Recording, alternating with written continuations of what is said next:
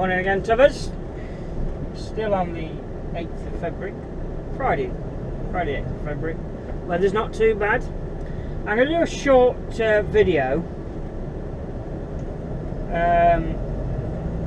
about finding addresses. Now this is for those that are just coming up to passing the test stage and they know they're going to be out on the road and they've got concerns. So first things first, you'll be at the beginning of your run you'll be given a manifest, which is basically your run sheet of sometimes just your drops, but also can be your drops and collections. On these on the manifest you'll have a list of the supplier, who the courier is, i.e. the company you're driving for, the haulage company, and also where the delivery address. And they'll give you a delivery address, and if the company that you're working for is any good, if there's any special instructions like please call 1 hour before right drop, onto Eastgate B1517. okay, then there'll be something there to indicate special instructions, and there'll be a postcode. Never, and I repeat, never just put, nearly had you, come on, get running. Continue on Eastgate for half a mile. Yes, never just put the postcode in, presuming that's right, because you'll look very silly when you get halfway to Scotland and realise that you wasn't supposed to be going there, because somebody back at the office has made a typo. So go into your delivery note packs and double check that postcode on your delivery note, and at that point if those two match, then you get halfway to Scotland, it's somebody else's fault, not yours. So yeah, I mean that's happened to me numerous occasions. It happened twice to me yesterday. The postcode was wrong. It might be a digit wrong, it might be, they might have put a 2 instead and it should have been a Z, or just silly things like that. So that's the first piece of advice, double check that. My second piece of advice is that sometimes you have to be mystic bleeding meg to find these addresses. You would think if you were delivering to Bert's Treetop DIY Supplies, you would drive to the village that Bert's Treetop DIY Supplies was in. 300 yards, turn left onto Woodbridge Road. And then you get there and there'd be a big sign saying Bert's Treetop DIY Supplies on it. Well, that's not always the case, let me tell you. Sometimes, and again, if you look on the delivery notes, you can check it off. Sometimes they'll have products delivered in one name or care of somebody. So sometimes you have to look further into the address and the name of the company. Yeah, so sometimes you'll be delivering to this Bert's place and he's got his trading, that's his trading name, but he's, for tax reasons, he's called Joe's Treetop Garden, whatever. It happens, it does happen. So yeah, double check that, and don't presume that that's where you're going to be finding your destination name of the company on the gate, because a lot just don't. Right, I'm going to get back to this in a minute. I'll just find my address.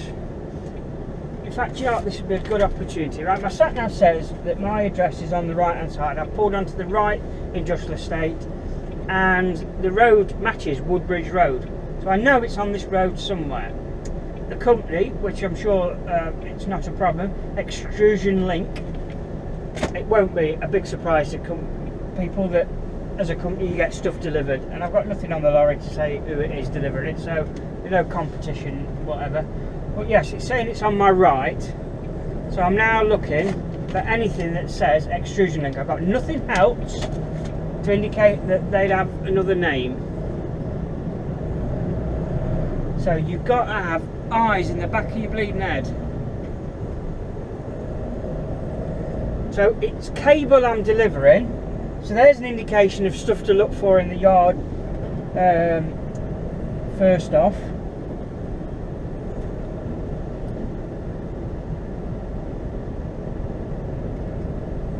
I've been onto this industrial site before. Some companies won't even have a sign on the gate. They really won't. Right, so I've made a pass coming down this road, and I can't see anything to indicate that that's where I'm going. So what I'm going to do now is, my second option is to talk to my sat-nav, ask it for the name of a company. Let's put my hazard done.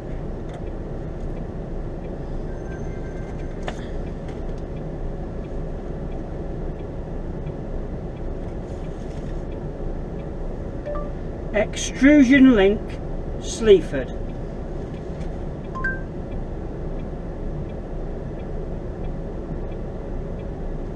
Yeah, it's saying I'm a minute's walk away, so I'm not far away. 1 minute in the car because we're not walking. Your destination is on the right. Yeah, so it's saying I've got to take a left here, which is a bit more information.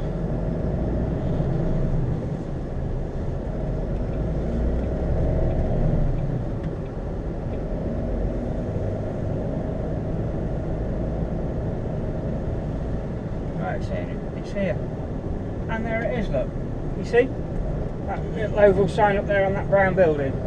So a quick survey of the building, and this looks like the entrance we're going to use. There we go, we found that one.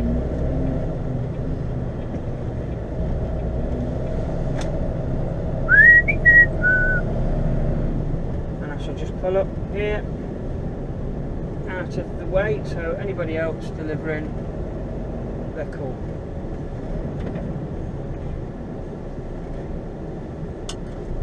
And that's it. We have arrived at our destination. I'll continue this after I've completed this trot. Right, back with the old finding the addresses. This one here, I don't know if you can see that, but it's in the two block boxes, the blue boxes. They're supposed to be writing, but it's illegible. I've got really good eyesight, 20/20 vision, and I can't read it. I've done a bit of investigation because this stamp says at the bottom says what company it is, and I've come to postcode and that's not right, so I've had to do a bit more investigation, and I managed to find a telephone number off the internet for them, and I'm going to go to that address now. So say some deliveries are never straightforward. Lincolnshire Fens tend to be one of them. Okay, see you later, bye. Right, we just to keep you up to date with this navigation malarkey on how's the best way to find addresses. I had West there towards Claybank, B1395. I had there a prime example of what can go wrong with multi-dropping in particular. You are on the fastest route. All you should right. reach your destination by Thank 13:16. you. Yes, so it, as I showed you there was a delivery note, and I could not read what was on it. Obviously their ink was running out and it was illegible. The only reason I know that what company it was going to is because of the stamp on one of the pallets. So that's, otherwise I would even know the company. So I googled them, we found them, etc. In 150 yards, turn right onto Claybank. Okay. Yes. So I got their number. Oh right, you've already told me that. Zip it. You tell me to turn right again. You and I are falling out. Yes. Continue on B1395 for 4 miles. And I got a telephone number from the internet, phoned that. I rung the office up to see if they got another number that I hadn't. It was the same one. Nobody picking up, so I just went to the hit directions on Google Maps, and it took me there. It took me to one site. No, it's not here, mate. It must be down on site 1. So I went to site 1, went there. No, I haven't ordered any, mate. It must be across the road. Went across the road. She said, no, it's not me. Tell you what, I'll try calling such and such. I said, well, the bloke across the road always tried that. So long story short is that it was a specialist chicken feed, very specialist chickens. So I got to the site and they were a ton each, these pallets, and the pump trucks will lift a ton, the ones rated for 1.5 tons, but it's not easy. And the pallets that I was using, trying to get the pump truck under, they're not designed for pump trucks. They've got multi-slats on the bottom, and your wheels of the pump truck won't sit equally, so you end up splitting one of the slats. Not a biggie, but sometimes it just prevents the truck from lifting. So he said, I'll go and get a JCB, and he come back 10 minutes later. He said, it'll be 12:30. Is that all right? He said, somebody's using it in a minute. I said, no. I said, I've been on this job far too long already. I said, well, can we try and get them off between us? So that's exactly what we did. Now, I've been given an electric pump truck today, which has helped enormously. So we managed to get that one off, bish bash bosh. So yeah, that was a nightmare, and it took an hour and a half. We're talking about an hour and a half lost on that one job.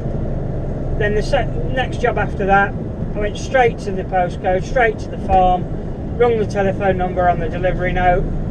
The guy said, oh, do you want me to bring a JCB around to lift it off? I said, well, it's only 250 kilos, I'm happy to leave it in your yard. He said, oh, that'd be great. I was there 10 minutes. That's from unbuttoning the curtains and everything, to unstrapping it, to getting it off, to putting my tailgate back up. That's it. And now I'm back on the road to another one. I've got 6 pallets of slabs to deliver, and I've got a feeling they're at a domestic residence, and that it'll be off with that pump truck, and I bet you they're a ton a piece. So I've got to make sure this truck's proper level. So that's classic, the problems you find trying to find addresses. You know, I'm glad that's come up really. But you've got lots of tools in your arsenal to find these places. As I mentioned earlier, not every address is as it states on the delivery note. The delivery note where the invoices go might be the name of one company. The actual address of the business where it's being dropped off at might be a completely different name. Some people are very good. You'll go on site, you'll have a massive sign on the building from both sides. You'll have directions saying goods in, goods out, goods in office, Hgv entrance, all that. The signpost is absolutely crystal clear. Then you'll get to other places, and I have been to one place where it was a big plant place, and the only reason I knew it was there is because I asked a local resident. There's another tool in your arsenal. Ask somebody. And I asked her, and she said, oh yeah, it's just across the road, look, behind that green gate. And on this green gate there was a little, one of them buzzer things, and there's a tiny little 1-inch label saying the name of the company. That's it. How are you supposed to see that? I went to a place yesterday, no, not yesterday, the day before, and I couldn't see any name on the building. I couldn't see the unit number on the building, and I spent half an hour looking for this particular place, and I'm Hawkeye. There was no telephone number on there, etc. And I just caught it out of the corner of my eye. In the window was a tiny little sign giving the unit number, no name, unit number, and that's how I had to find that address. It's ridiculous. So yeah, there's lots of things you can do. First thing first is double check your postcode. against your delivery notes. Once you're happy that when you put your postcode in, that comes up and it matches your address, etc. When you're comfortable that's where you're going, go there. Just have a look, see if that telephone's number there, well, because that's a backup plan. There's other ways. You have a look on the pallet. There's often a delivery note on the pallet. You can rip that off, have a look at that. There might be more detail on that. And if you've run out of every other option, they just call the office, let them deal with it. That's what they get paid for. But yeah, these are the problems we're running into. Some people are really considerate. They consider the fact that people have got to find them. They're really clued up and they're slick as you like. And other places just don't give a damn. I don't know how they manage to get out of bed in the morning, let alone run a business. But that's just the way it is. Continue onto Main Street. It's just the way it is.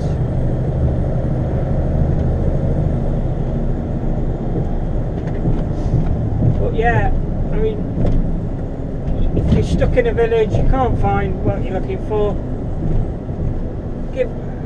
wind your window down, speak to somebody. Local people, they're invaluable.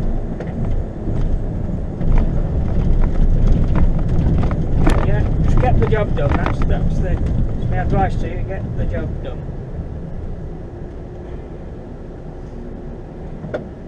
Continue on Main Street for 3/4 Right, nothing of a else mile. to tell you about that subject. I hope that's helped you.